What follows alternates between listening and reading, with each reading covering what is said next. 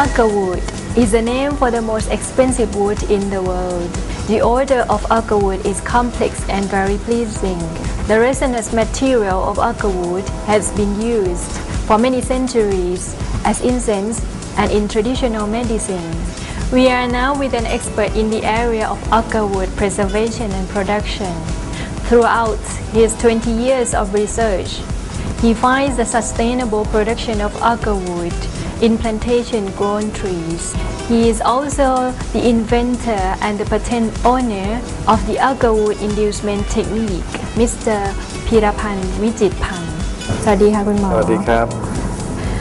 ขอเข้าสู่คำถามนะคะ จะถามว่าไม้กฤษณาคืออะไรคะแล้วก็มีคุณค่ายังไงบ้างคะไม้กฤษณาเนี่ยเป็นไม้ชนิดหนึ่งที่ขึ้นอยู่ในที่ร้อนชื้น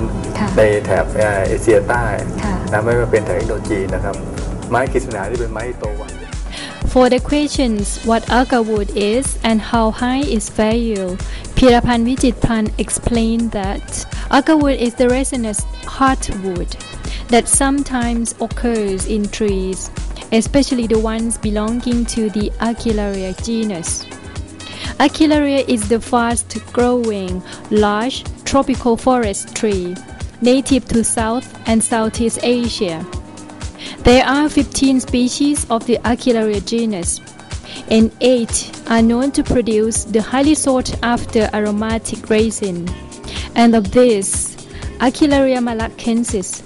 Aquilaria sinensis, Aquilaria Krishna, and Aquilaria subintegra are best-known species, and have usually been harvested in Southeast Asia or the Indochina. Agarwood resin can form in the trunk and roots of trees as in response to a mysterious set of factors. But a commonly known formation is the trees occasionally become infected with a parasite mold, a fungus. As a response, the trees produce a very rich, dark, and aromatic resin, high in volatile organic compounds that helps in suppressing or retarding fungal growth within the tree.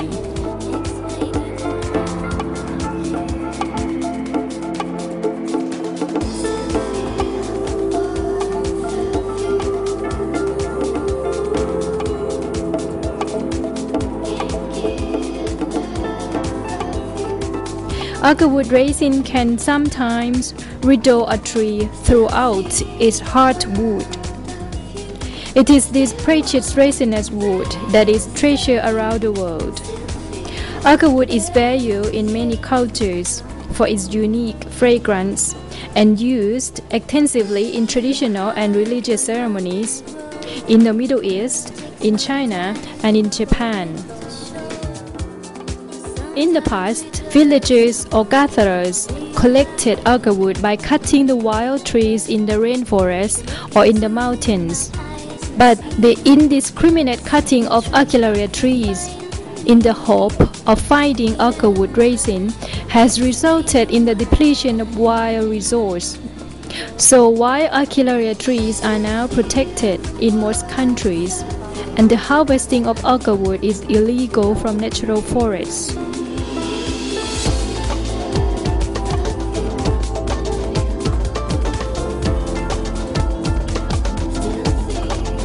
ว่าตัวคุณหมอและครอบครัวคือคุณพ่อแล้วก็คุณปู่เนี่ยมีความผูกพันกับไม้กฤษณามายาวนานมากเล่าให้ฟังหน่อยได้ไหมคะได้ครับคือในอดีตเนี่ยฮะคุณปู่เนี่ยเป็นข้าราชการนะฮะเป็นขุนเป็นขุนนะที่ดูแล In fact, the Wijitphan family has experience through the root of trading and agarwood history and products for 3 generations already. His grandfather, who worked in a government service and so had a lot of chances to travel around the country, play an important role in initiating the trading of agarwood from wild trees together with other commodities from the forests back then.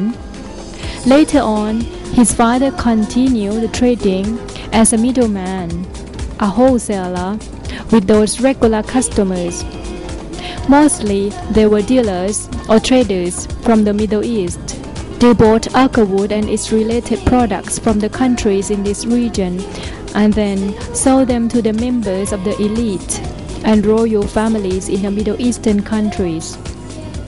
His father had written down all the list of his customers and also the knowledge of natural agarwood. Pheerapan inherited his father's precious little book with the key names of the Arab traders, the norms of agarwood trading, the markets, and principal knowledge of the resinous wood.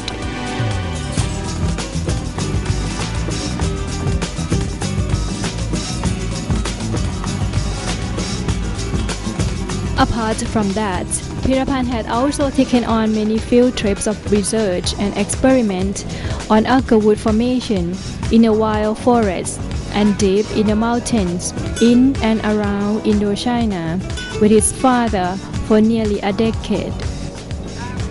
Pheerapan is then the third generation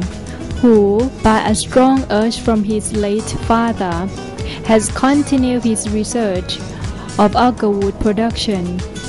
firstly in the wild trees and secondly in plantation-grown trees, by merging between local wisdom and the modern science and technology for agarwood production for more than 2 decades. So, after 60 years of his grandfather and his father generations of agarwood trading, plus another 30 years of his own investigation, Wijitphan became a rare expert in the area of agarwood sustainable production and its business.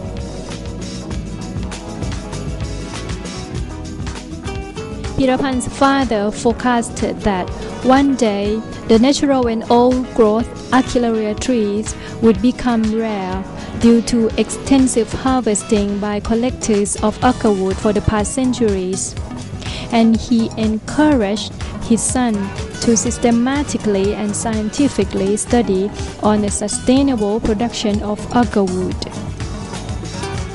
In the year 1983, Pheerapan commenced his research and experiment on Aquilaria plantation. At first, he began by planting the natural Aquilaria trees.